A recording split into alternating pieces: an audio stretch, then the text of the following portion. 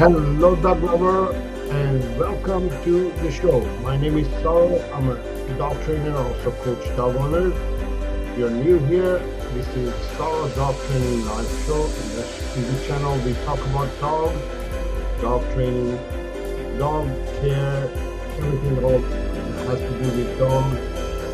Without the use, and we talk about dog training without the use of treat, food, aversive tools, force, or domination. Instead, we focus on training dogs the healthy way using play and praise reward system. If you're interested in this kind of topics and you want to learn more about your dog and learn how to train it naturally and much more healthier way, make sure to subscribe to the channel and also click on the notification icon as well and select all notifications, so whenever I go live or post a new video, you will be notified. I'm coming to you all the way from Kudnis. I have recently moved to the Kudnis, and I'm going to talk about all the changes that has happened to my life, my family's life, and our dogs, and everything that's happened. I'm going to share the story. I know it's been a while. I haven't been posting any videos or haven't gone live. So I'm going to explain what has happened and why I haven't been active much on YouTube. So if you are a repeat viewer and you are familiar with the channel, you know that in this channel we do a lot of dog training videos regarding how to train dogs, puppies, and all that. And if you knew if you are familiar with the channel, you know that I used to have a different studio. This is my new studio, and also, as you can see, the background has changed. I'm building a new studio. We've just moved in here about 10 days now. And yes, if you have any questions, please feel free to ask your questions in the chat area, and I'll get to them as well. But let me give you a little bit of a history of what's going on with the channel, with me, and with my family. And I see that Luca Gaming Channel YT is here. Thank you for being here. Cynthia is here. Thank you. Hello to everybody. Thank you for being here. So, as you know, I used to run a doggy daycare business, and also I was doing dog training as well. So I was running two businesses for over 16 years, actually. And last year or so, we decided to make a difference in our lifestyle, make a difference in our lives, and start making changes. One of those changes was that, because I'm not sure if you know this or not, but if you have your own business, especially I have had two businesses. When you run two businesses, you're working 24/7. Basically, you don't have a life. So we wanted to change that. Um, we wanted to make sure that ourselves plus our dogs would have a good life, better life. So we decided to change our lives, and one of those changes was to sell our doggy daycare business. So a year ago, we decided to do that. We did that. We started the process, and we sold the business. And by the way, is everybody can hear me well? Is the audio good? I see that Isabel is saying that the audio is not very good. Can you tell me if the audio is good? Can you give me uh, a good thumbs up to see if the audio is good? And also in the chat area, let me know if the audio is good or not. So yeah, a year ago we started the process of selling our doggy daycare business, and this year we sold the business. The process, it takes time, it takes energy and all that. So we sold our business, and also we sold our condo where we used to live, and we decided to move to Kootenays and start our new life there. So I'm gonna also share some pictures with you guys. So this is what we fell in love with, the Kootenays, Kootenay Lake, and all the lakes around. Um, the beauty of the natural beauty of it is, we live in in BC, British Columbia, Canada. Overall, Canada, it's a beautiful country wherever you pick, I would say. But basically, we chose Kootenays. It's where we wanted to move to. So we basically took a break, took some time off. We sold everything and we started looking for a place. And we moved to, we started relaxing a little bit. I started playing golf, which I had not done for a long time. Um, and then we, I enjoyed taking some time off and taking care of myself, first of all, and then taking some time off to be with my own dogs, because I used to take care of other dogs. I had a doggy daycare and I had to take care of their dogs and all other people's dogs, but I neglected my own dogs. So I wanted to focus on my own dogs. So we packed the U-Haul truck with everything that we had. Yeah, I rented a 20-foot super mover truck, and I drove it all the way to Kootenays, and we started our lives here. And there is a farmers market every week that we really enjoy. We go there and, we shop fresh vegetables, fruits, and everything that, small town has. Um, um, and then let me see. And then there's a dog park in here that it's a massive dog park. We take our dogs there almost every day. And this day, there was nobody there. We went a little bit late. It's a big place for Annie to run around and play. And Harvey he's also probably sniffing around and enjoying it. Um, and it's very nice. It's very peaceful life. And then I went ahead and picked cherries. You can pick your own cherries. That's the one of the beauties of living in small towns. And look at that, the amount of cherries that we picked up. It was amazing, fresh. It was so yummy. We still have left because we picked up a big box. It was just amazing. And we still have it. We're still enjoying it. I've been playing mini golf here too, taking a little bit of break, resting, enjoying life actually, being a human, being a, a person who has a life. Before I didn't have a life, I couldn't do anything like this.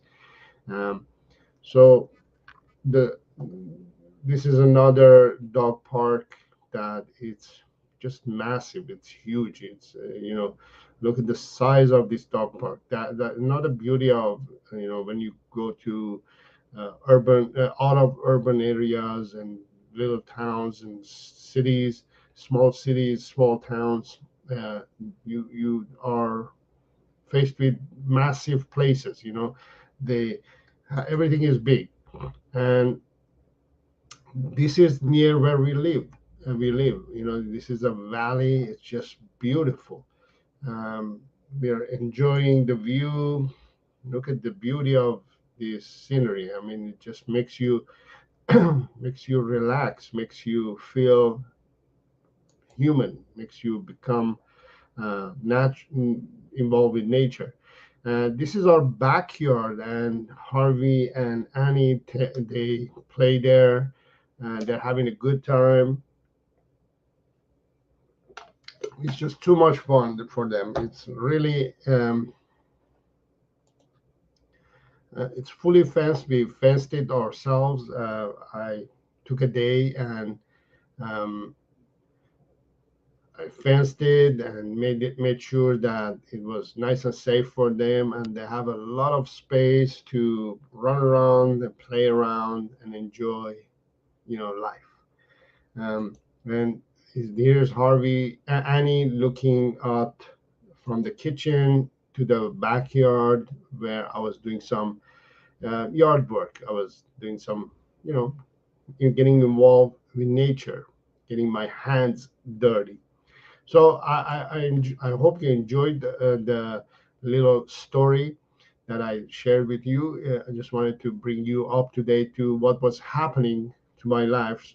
So for the past month or two, I would say, I've been just involved with improving my life. And in a couple of months or so, I will be starting to post new videos on the channel. Now I want to give you some updates about the channel. Um, I have been thinking, how to improve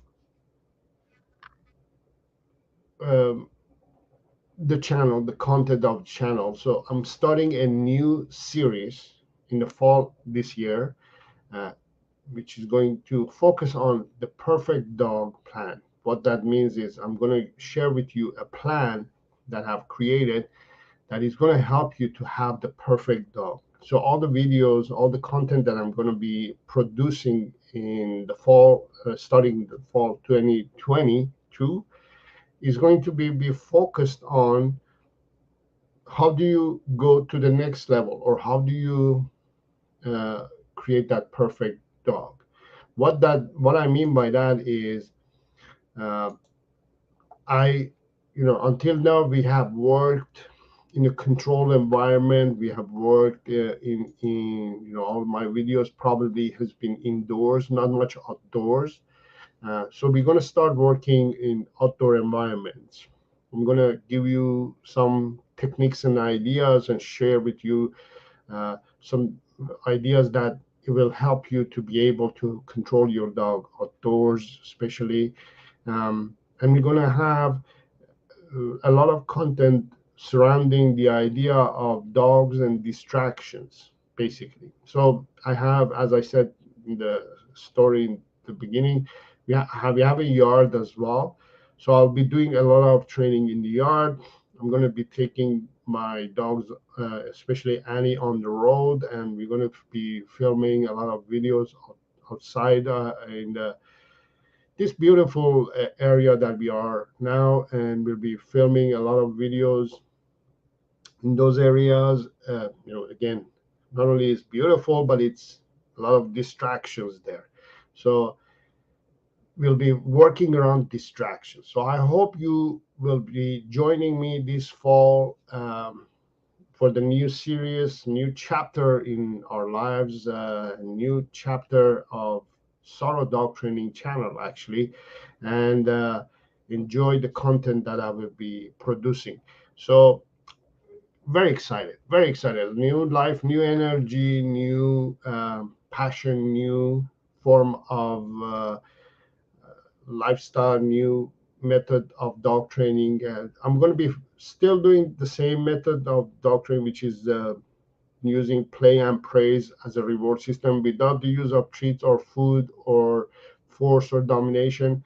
I just want you to become an educated dog lover that knows how to solve problems of regarding the dogs, and also do it properly, do it in a way that is healthy, it's more beneficial, it's lifelong, and it will be more effective if you do it the right way.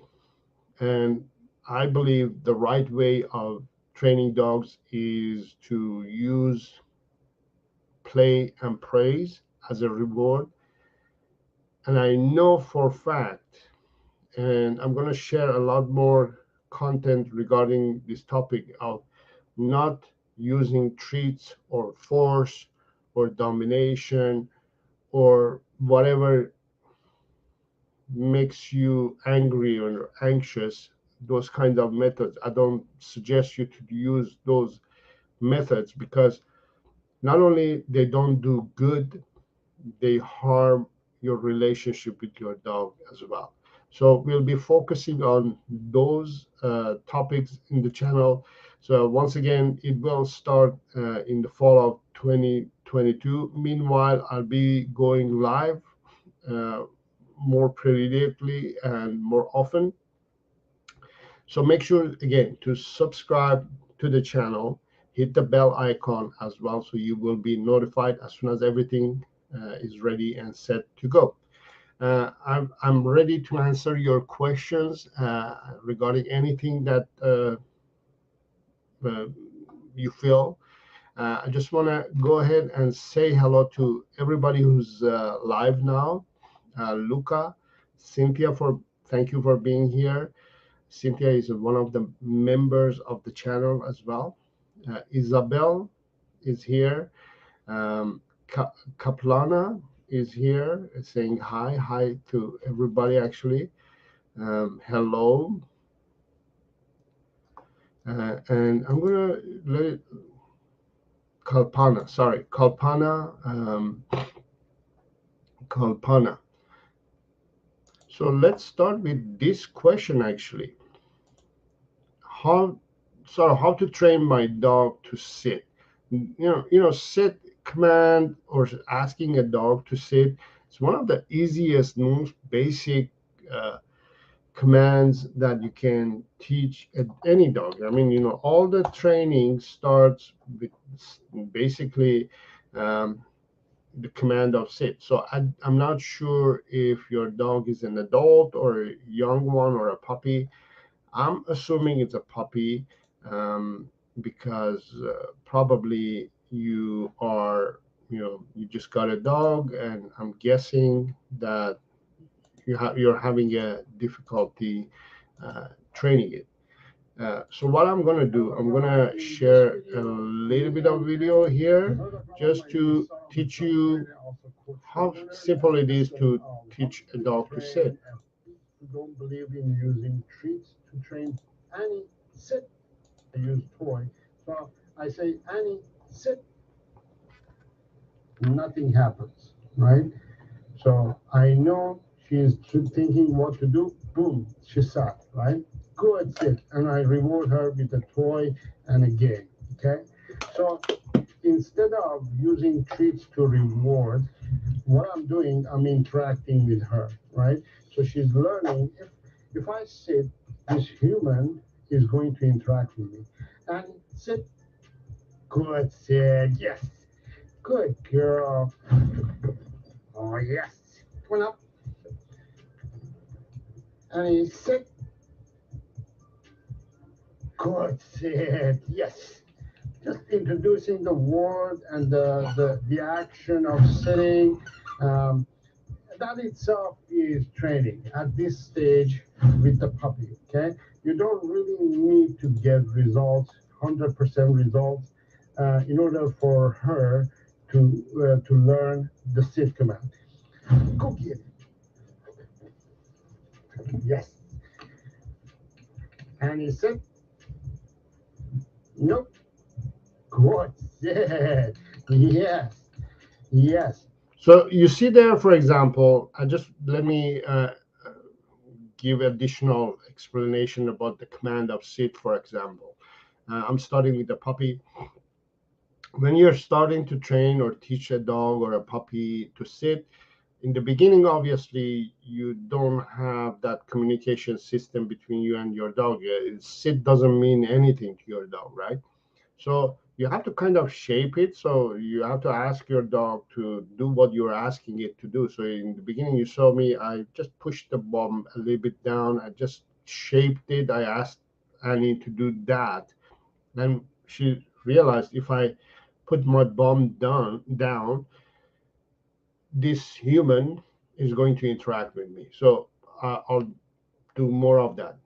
If I put my bomb down, my human is going to interact and play with me. So that's the idea. That's how you start preparing a dog to learn overall, preparing your dog to learn how to sit in general. So overall, you want to start with preparing, introducing the command, and then once the dog has an idea of what the command of set, for example, is, then you keep repeating and repeating and repeating until the dog gets it. So you can see me, I'm just changing position, going here and there, and I'm repeating the command of sit with her, and she's just learning, oh, if I sit, if I put my bum down, the human is going to interact with me, right? Yes. No matter where she And he is, said, no matter when she is, even if no, she doesn't sit, I just good. say no, Yes.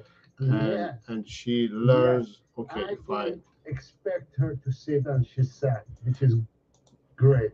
right. So this is in the beginning, and this is when I had just adopted Annie, and we were working on the basic commands, but that's the general understanding of how do you teach a dog to sit.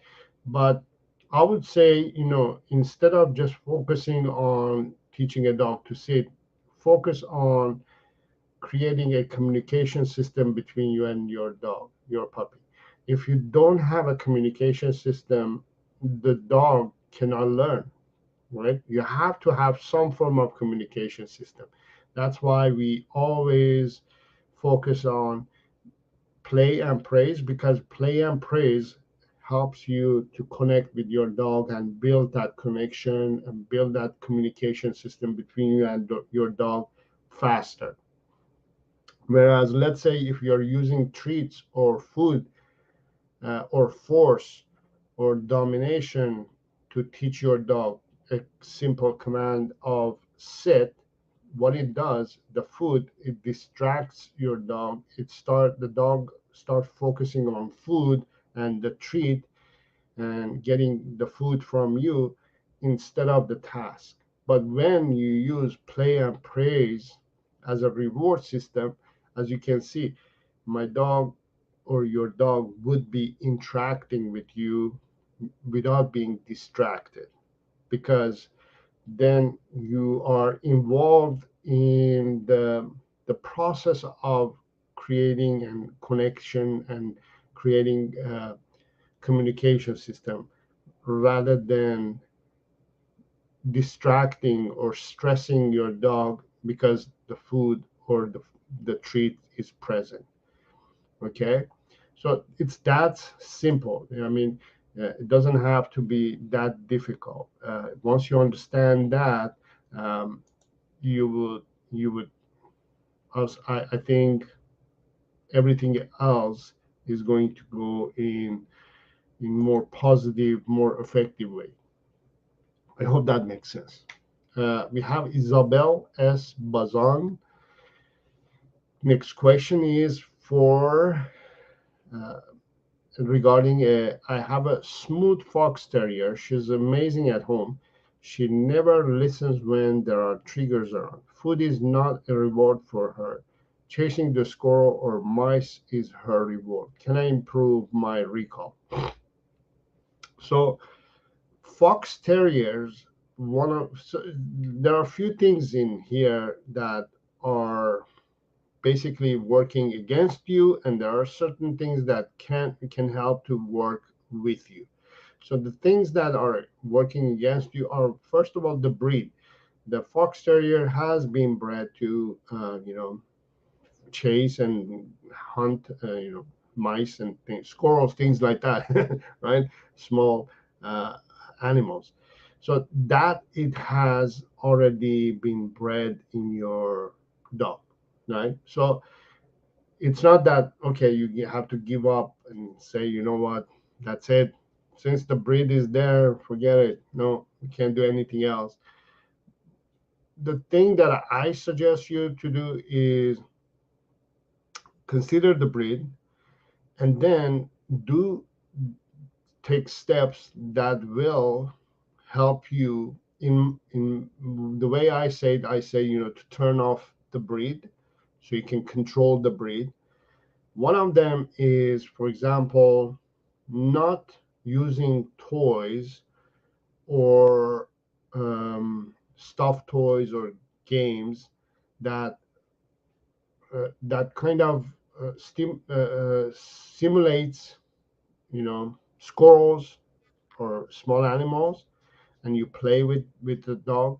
What it does, it makes the dogs to practice that activity, that behavior, and when they see things in real life, they start thinking that, oh, we practiced this at home. You made me chase the toy or the stuffed toy, and now I'm doing it in real life, right? So any toy that resembles small animals should be removed from their life in general. I would say, it's not a bad thing. You're not doing a harm to your dog. Instead, you're replacing those toys and those games with different activities. Uh, Activities such as, search. You can ask your fox terrier to search. Doesn't have to catch it or find, grab it or anything like that, but it could just search for it. You can practice and train your dog to do anything that you want, as long as you allow them to learn that practice. So you can teach your dog to search for it. Simple game of hiding. Here's where when I would maybe use treats or food. I'm not using it for training. I'm using as a distraction.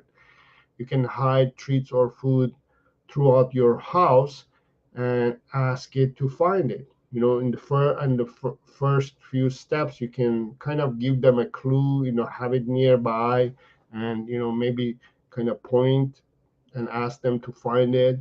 And then as they get better and better, make the distance further and further, and then or hide it in a different room, and without them knowing at all, completely having they're clueless, and you ask them to find it.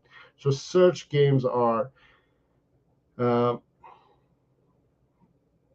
great games that you can focus on teaching your fox terrier to do. The other thing is, when now in the fall, we are going to work on um, the new videos that we're going to work on is actually dogs being outside and getting involved with distractions. So keep an eye on those videos. Make sure to subscribe to the channel so you can get some ideas and suggestions from me as we work on dogs and outdoors and distractions. Uh, so overall, when your dog is outside, and if you don't have control over your dog, let's say it chases squirrels or mice when it's off leash, I wouldn't off leash that dog until I have complete control over that dog, and then I will completely off leash it. Maybe don't off leash yet. Make sure that you have control over your dog, and by not having them on leash, you know, having them not having them off leash, you're helping your dog to not practice those behaviors as well.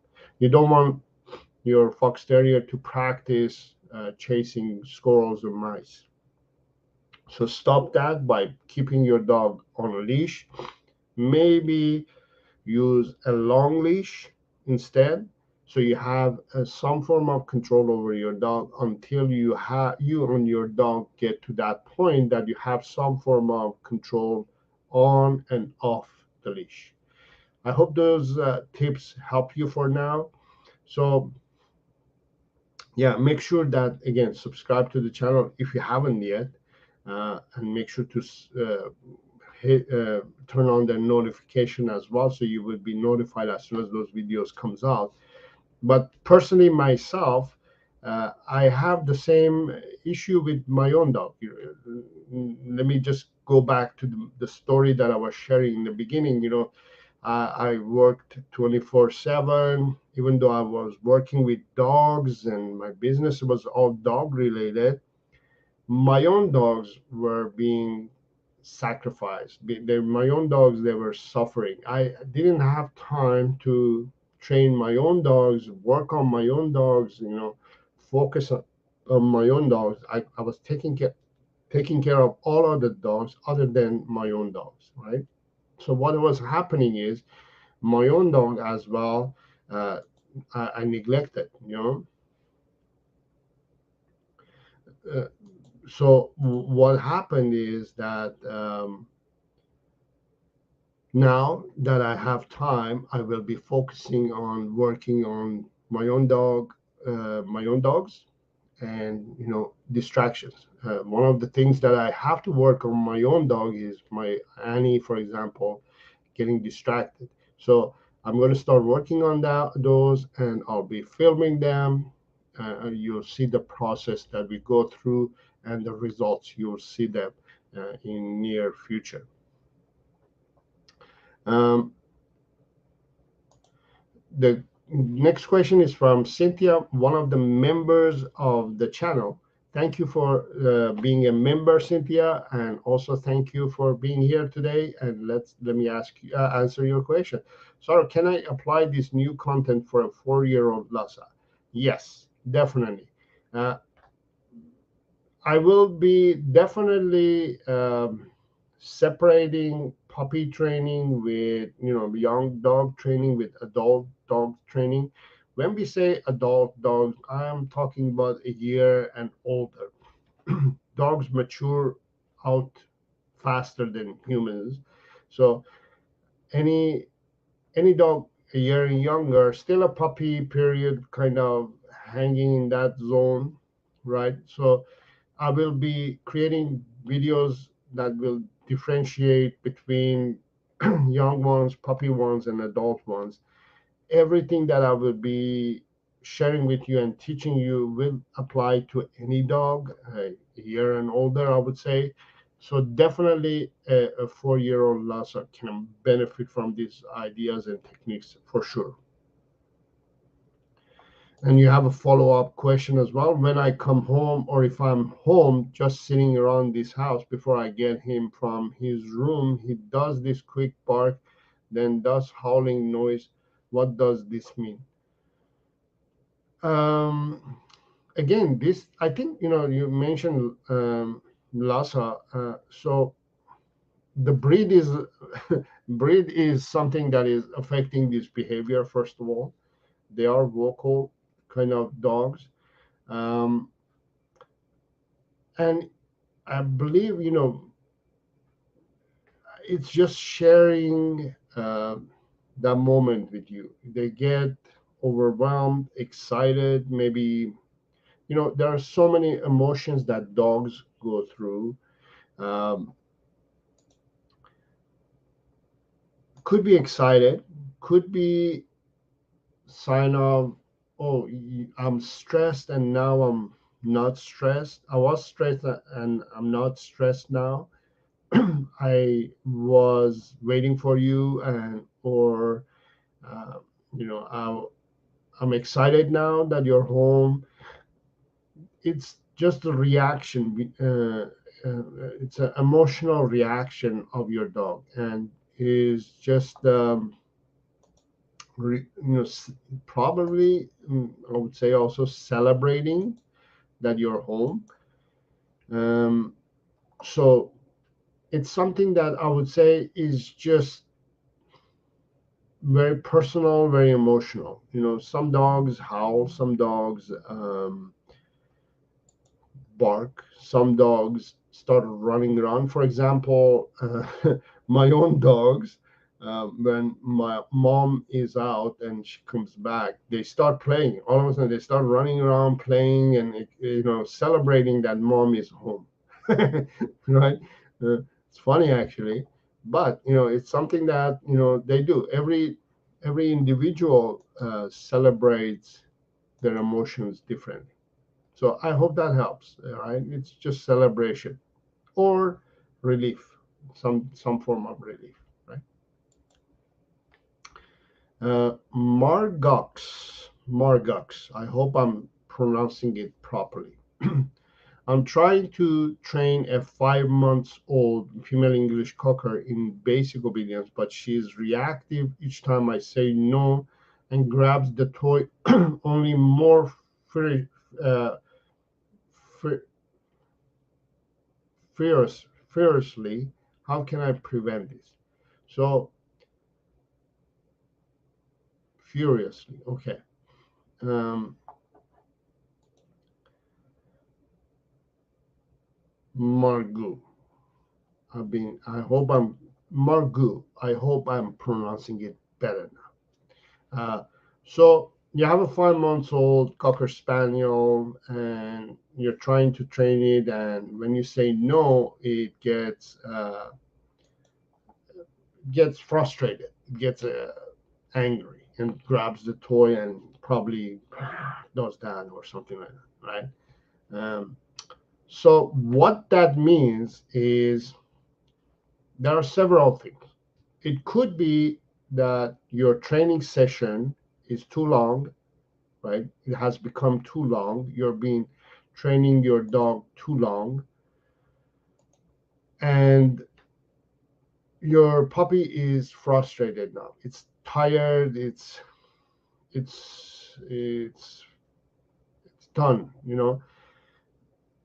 One of the things that we have to always remember is we can't overtrain dogs. I don't like it when dog trainers tell dog owners to, for example, train your dog every day or a few times a day. That is too much uh, stimulation. First of all, when you overstimulate the dog, it stresses them out. So what you want to focus on is not uh, qu- uh, quantity but the quality.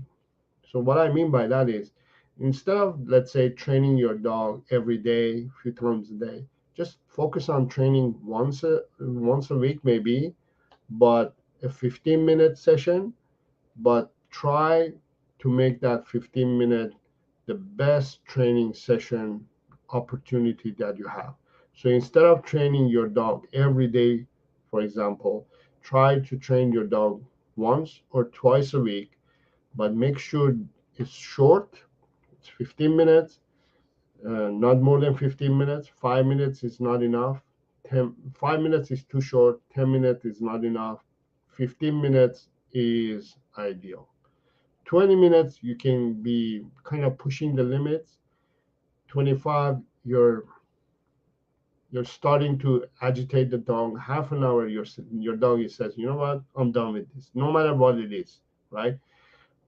Now, this applies to all dog training methods, no matter what dog training method you're using, unless unless you're using dog training without the use of treats or food, the method that I use. Because when you're using treats or food, your dog gets again overstimulated when you're using treats. You're asking your dog to learn something. Meanwhile, if you're using treats or food um, to train your dog, what it happens is the food or the treat becomes another form of a dog to focus on. So you have your dog to focus on learning to sit, for example, and then you have the treat over there, and your dog is thinking, I'm learning to sit, and then there's the food that I really love that I want to get to, and then there is, oh, I left my toy somewhere. I don't know where it is. All these things are going in your dog's mind. You're adding a lot of stimulation in your dog, which makes the dog to get overstimulated sooner, faster, and more, which is not healthy. But when you use um, let's say play, right? Let me just Teaching. let's say when you're using play, I'm gonna have the video play beside me, so you can have an idea. And I'm gonna mute it. When you're using play, your dog is not focused uh, on the treats or that, this and that. It's focused on interaction. And when you allow the dog to interact with you in a natural way and playful way, the stimulation is much healthier. Is the same, but it's much healthier. What it happens when you interact with play and praise and train the dog at the same time, you're training the mind, you're training the brain, you're training the body, you're training the soul, you're stimulating all these as well at the same time. So what it does, it gets the dog to be tired faster, right? And also learn better at the same time when you use play and praise to reward the dog. So for example, in this example, I'm teaching my Annie to come. See, she comes to me because she wants to interact with me. She brings the toy with her to me, but she's playing with it, and it's a very easy for me to control her because we've done the basics with her. So I'm playing with her, and if I say no, she releases the toy. It's not that she gets frustrated or anything like that. We're just playing with her. We're just playing at the moment. Uh, and Yeah, mentally as well. So therefore, you want to keep it short. If you do it properly, if you play this game properly with your puppy, the way I just showed you, 5 minutes is more than enough. It's a good physical, mental activity for your puppy, especially if you have a long distance for your puppy to play with. just a side note there. This is a puppy, okay? Puppy, you want to make it as short as possible, right? I find when you're training a puppy, 5 to 10 minutes is good. But if you have an adult dog, you want to go maximum 15 minutes and not shorter than 10 minutes as well. It all depends on the age of your puppy. Okay. And if you want to learn, And basically in here, when I'm but make sure Annie comes. see, I'm teaching her to Comes calm. back and brings the toy to you, and you play and interact with your puppy. So your puppy is going to bring the toy to you. If you don't interact, the puppy is not going to come back to you. That's one of the mistakes that dog owners and puppy owners make, is that they don't interact with the puppy. Interact at least 30 seconds or a minute before you say, Annie, no, good girl, stay, cookie. Okay? So Right. So there, I just taught her to, I can ask her to come. I can ask her to leave it, and I can ask her to drop it, for example, or leave it. And I can ask her to, stay. All that just during the play session itself. So this is why I love this method of training dogs without the use of treats. But when you use play and praise, it's much healthier. The dog learns faster because it's interacting and is not distracted by food or treats, but also learns better, and it's much happier. It's in a much more happier mood when is in play mode or play when you praise your dog. But when you use treats or food, what it does, it distracts the dog. It becomes a negative environment. The goal of the dog is to get to that food, and that's it. Just give me the food. Let me eat the food. I want to eat the food. I want to eat the treat. Give me those treat. Then it's a negative energy zone. Dog doesn't learn. You get frustrated because the dog is not paying attention to you. And what happens is also, all this can cause that frustration. The duration that you train your dog, the method that you use, the way you approach the training. For example, one more example that I'm going to share with you is, if you are in a bad mood and you're frustrated because you had a bad day, and then you're neglected to train your dog as well, you come in with that energy, and you start um, approaching the training session with that form of negative energy and negative feelings. Then your dog senses that as well, feels those emotions that you're sharing with your dog, and says, you're not in a good mood either, and you're frustrated. And what happens is, you're automatically sharing that emotion with your dog as well. So your dog senses that as well, and responds to that, right? So it becomes everything becomes a negative environment. So take it easy, have fun, play, instead of demanding your dog to learn something, instead of forcing your dog to learn. Just have a good time, have a good fun 5, 10, 15 minutes. 15 minutes if you have an adult dog, 5 to 10 minutes if you have a puppy. Time just with your dog, just enjoy those moments. Your dog learns. If it doesn't learn, who cares? We have all the time in the world to teach that dog what we want. Play. Don't get frustrated, and don't frustrate your dog as well. I hope that makes sense. By the way, Cynthia, thank you so much for the super chat. Keep up the amazing training content and our chats.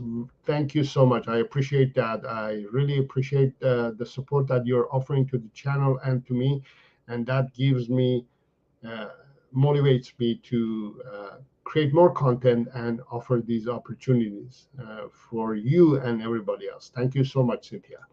And you're saying that when I come home, um, yeah, that's it. Celebrating me being home. I thought it was a not so good behavior. No, it's just another form of celebration.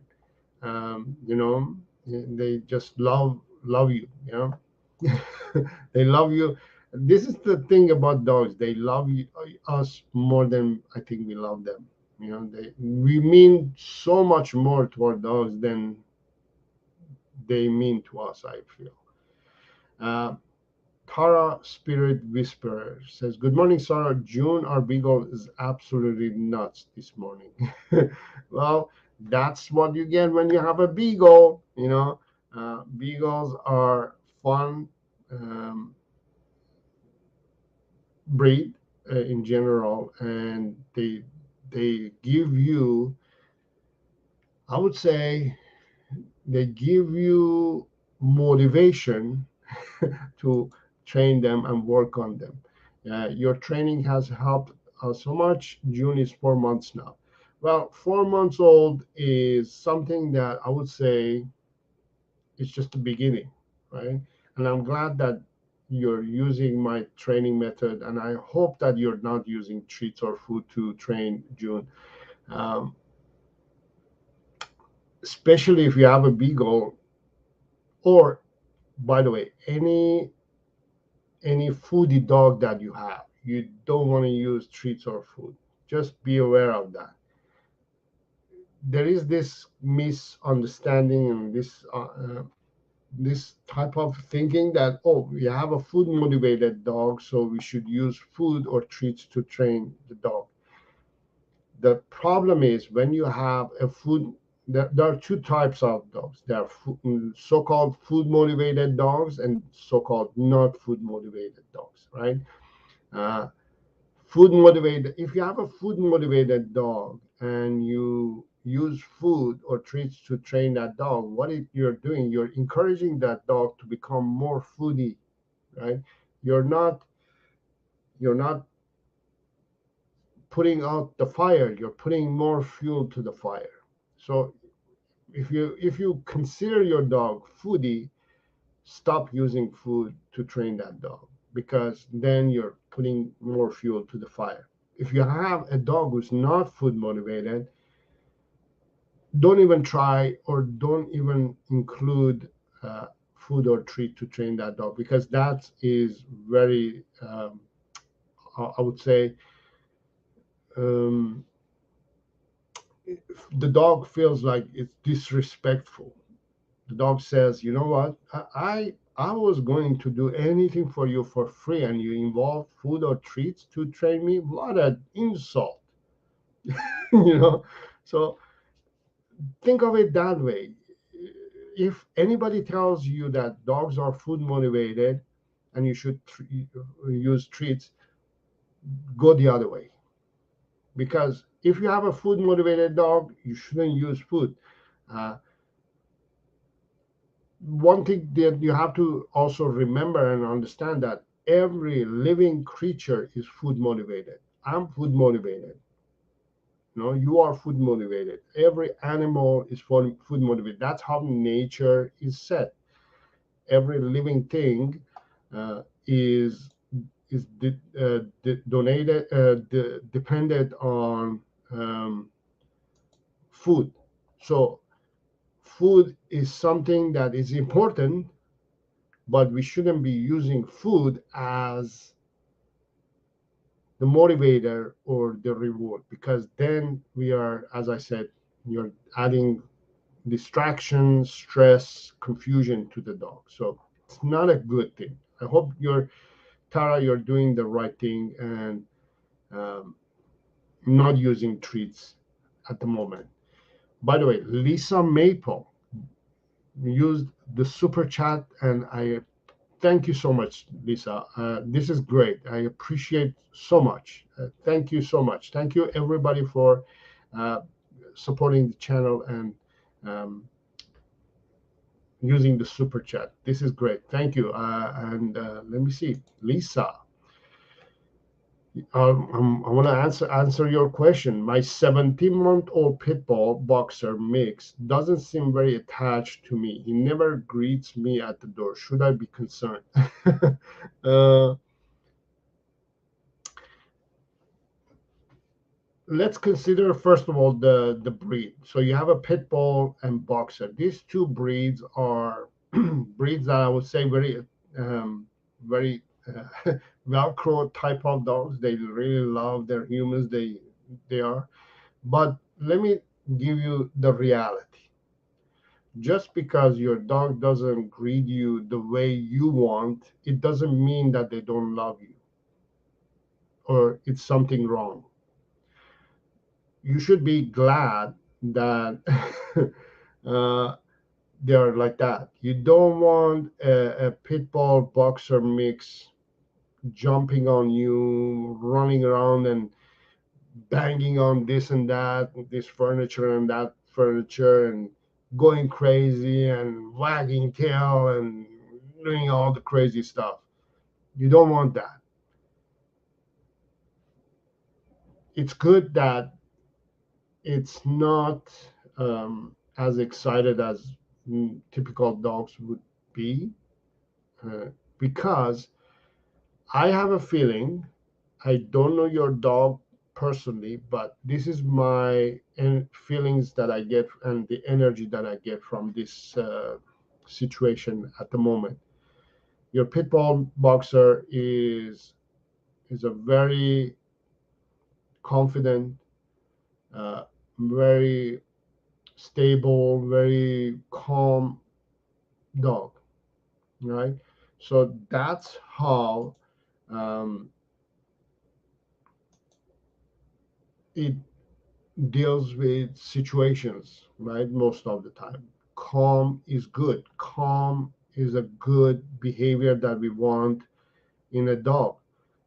Many dog owners wish that their dog was like that.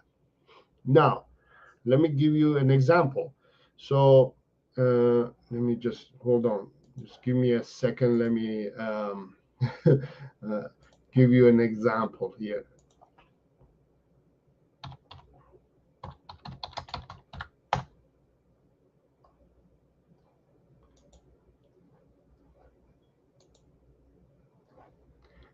Let's say, let's say this was what you were expecting, right? Let's say that's what you wanted. You wanted a dog who would you come home and jump around, right? So this, in your opinion, in human opinion, is a happy dog. Is a dog that is happy, excited, good, fun dog when the dogs are like this, right? But the opposite is actually true. When a dog is excited like this is sign of stress. This is sign of a dog um, who's become stressed for some reason. It's anxious. So if you look at this picture, for example, let me point it out. Can you see this picture? This is Jonah the beagle, my first beagle. You see, it's not smiling. It's not excited like this dog. Never mind. Like this dog that we've seen here. That's a content, happy dog. That's a happy dog because it says, you know what? I'm cool. Nothing is bothering me. I'm chill, right? Everything is good. Oh, hi. What's up? Hello. Calm. But this dog here is saying, "Oh my God, where were you? I was stressed. I was almost dying. You left me for 5 minutes." You know, that's the difference. I hope that makes sense. I hope that I brought I gave you some idea. So that definitely, yes, your dog is very confident dog, very calm, confident dog. I wouldn't worry about it. You know, just be glad that your dog is like that. Don't encourage it to be like that. Don't encourage it to be other than that. Uh, reward it. Reward it for being calm. you know, I hope that makes sense to you, Lisa. And again, once again, thank you for the super chat. Tara Spirit Whisperer says, "No, I only use treats to teach her to drop her ball." Yeah, if you and it worked, yes. So let me give you a better solution. So if your dog is not dropping the ball when you're asking, just turn around and stop the game. Don't interact with the dog. If the only reason they hold on to the ball because you're interacting with it, they're saying, "Give it, give, come on, give it, give it, no, give it, not drop it, come on." Yeah, even that itself is an interaction, right? So when you interact with the dog says, "Oh, the human interacts with me if I hold on to the ball or a toy," right? But if you let go and you don't care about it and walk away, the dog is going to say, "Hey, don't go, don't go. Look, I'll drop it. Let's play again. Don't go. Stop.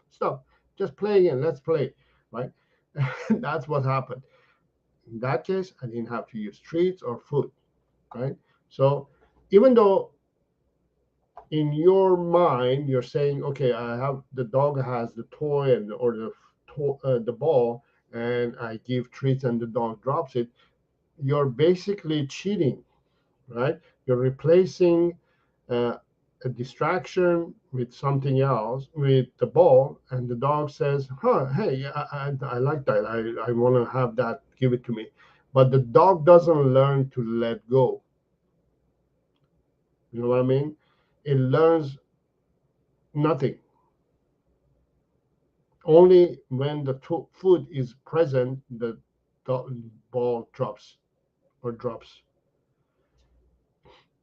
The dog doesn't learn the concept. If you want the dog to learn the concept of drop it off, drop it, or let go, you have to say, if you don't drop it, the game stops. And that's how you teach a dog to learn. You know, if you if you start giving treats or food or replace it with something else, in a way, it's a cheating, and the dog overall doesn't learn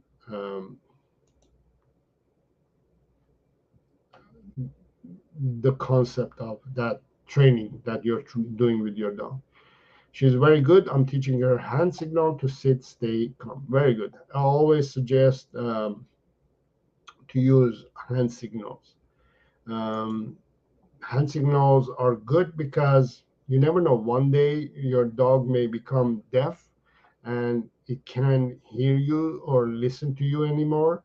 So you need to have some form of communication with your dog. So hand signals are good source of communication tool with your dog. Do you think she would be good assistance dog? I have rheumatoid arthritis and fibromyalgia. I'm sorry if I'm butchering it. I'm not good with those words. But overall, assistant dogs are not, in general, they are not born. They are made. So what I mean by that is, um, when we want to have a service dog or assistant dog, uh, what you have to do is you have to go and find the puppy and see if that puppy has any potential of becoming a service dog or uh, rescue type of dog, that rescues humans. Can it become a hunter? Can it become a protector?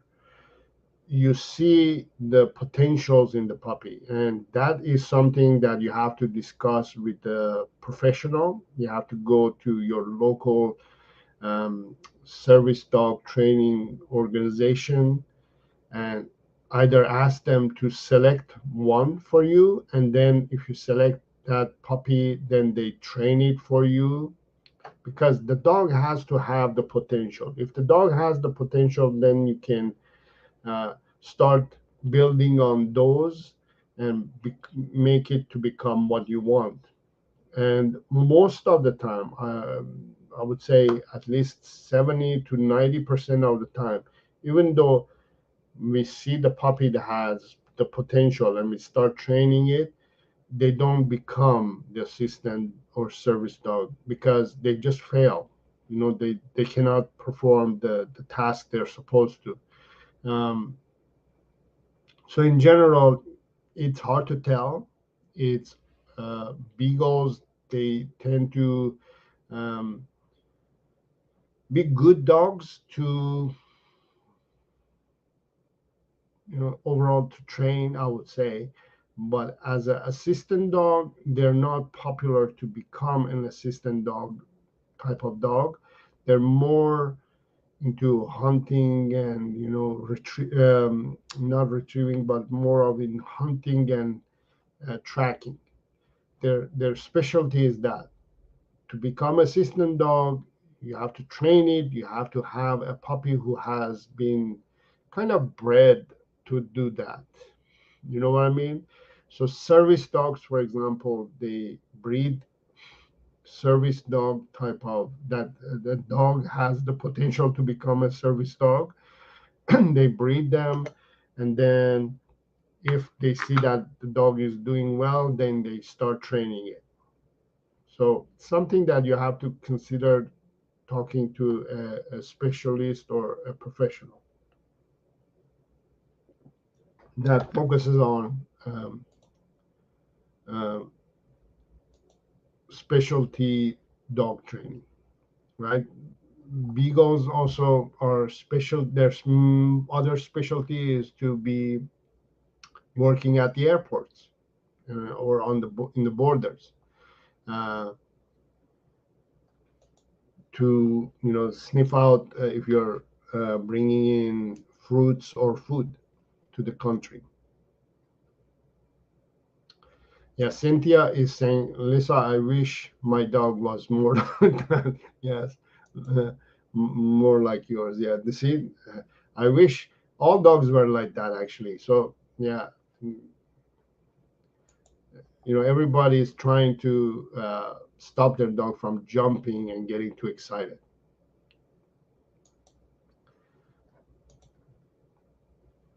Everybody wants to have calm and confident dog. Lisa says, thank you. Yes, he is a very confident and calm dog for his age. He loves playing with me and very motivated while training. I have an old golden retriever who greets me and follows me around.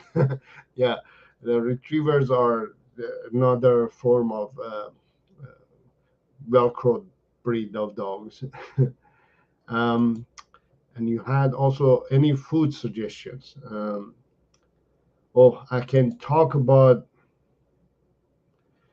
the food for hours. That itself is a different video. But what I here's I'll give you the short version.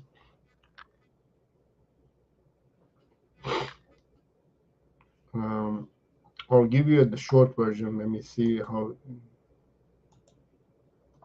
So there are several forms of food that you can feed your dog. Okay, so there is there's kibble or dry food. There is canned food. There is dehydrated dog food. There is homemade dog food, and there is raw diet food. Okay, so these are the five most popular forms of food that you can feed a dog. They're all food that feeds the dog. Now, what's the difference of all these five types of food is what does it benefit the dog fully? So kibble over here and raw diet over here. Kibble is the worst food to feed a dog, and raw diet is the best food to feed a dog. In between, you have canned food, dry, dehydrated food, and home cooked. These are diets that are better than kibble, but not as good as raw diet. Raw diet is basically fresh food. We call it species appropriate diet that benefits the dog fully. But when you feed kibble or canned food or dehydrated food, what happens is that there's not much nutrients in the food. They are um, full of uh, stuff that do not help do not help to make the dog to become healthy. They have a lot of things in them. So, for example, if you grab a bag of food or a can of food or dehydrated food, for example, and you look in the ingredients, if there are 20 items and more, then you know there are lots of stuff in it that is not good for the dog. If they have to add that many stuff, then that means the food that you're feeding your dog is not proper. But when we are talking about raw diet, which the diet that I feed my dogs, and I'm going to do videos in future about that as well. Um, the raw diet that I feed my dog is basically meat and vegetables, and some maybe an egg and uh, some supplements, natural supplements. So it's probably, I would say, 4 or 5 ingredients that I'm adding to their food. And I know what I'm feeding my dog. I know it's fresh, it's clean, it's natural diet for dogs. And it, there has been studies done regarding the benefits of raw diet for dogs. There are tons of studies at the moment as well. Um, and it's very natural and healthy, and you know exactly what you're feeding your dog. You know exactly what the dog is getting. There's no guessing, there's no chance. And although you can feed the dog kibble all its life, but one of the things that I consider is that why do we just feed the dog whatever? Let's feed the dog what is appropriate for it. Let it have, since we signed this contract that we're going to take care of this dog for its life, let's feed it the food as well that is ideal and it's the best food to this dog. Now, if you can afford to feed your dog raw diet, go ahead and feed it. But if you have a hard time feeding your dog raw diet, try adding some fresh food, some fresh ingredients that you can find and you have in your fridge to the kibble. The more fresh food you add to your dog's kibble or canned food, the better it gets. Okay, like I used to feed. I used to feed kibble too, but I noticed that my dog wasn't doing well on it, so I changed it to raw diet, and I saw the benefits that it gets. Uh, it's not just a matter of feeding my dog; is I'm trying to help my dog to thrive. It's not just to keep them alive, but to thrive, right? And what I mean by thrive is it's not. I don't have to take my dogs to the vet every few months. uh, they hardly go to the vet. That means they are thriving, they're healthy, they're benefiting from the food that they're eating, and they're suffering less. They're having less pain, less joint pains, less this and that, and they don't have to suffer. Right? They enjoy life. And the other thing that I want you to understand also is that uh, when you feed raw diet, it may seem like it's more expensive, it's pricier, but in the long term, you're not spending money on care and vet visits and things like that, right? Uh, you're you're making your dog to live a healthier, longer life, right? I hope that makes sense. And thank you. Yes, you're welcome. Oh, very good. Try the raw diet.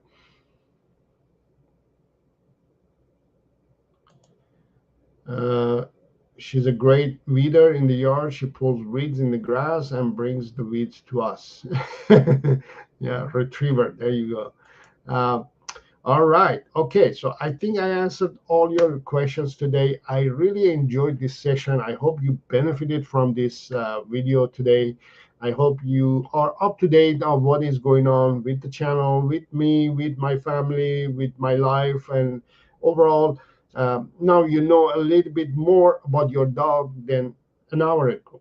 I hope I was able to give you some information that was helpful and beneficial to you. If you are new here again and you haven't subscribed to the channel yet, make sure to subscribe. Click the subscribe button right there, and hit the bell icon as well so you will be notified as soon as I post my next video or go live. I'm very excited about the future of the channel and about the upcoming videos and upcoming content. If you want to work with me, if there's something that you like and you want to work with me one-on-one, I offer a program that is ideal for busy dog owners and all the dog owners with puppies and adult dogs who want to hire me as a dog trainer for life, I offer a program which is called Perfect Dog Plan, which you can see if you are ideal for this program. Is you can join the program or not. Uh, Visit sarodogtraining.com.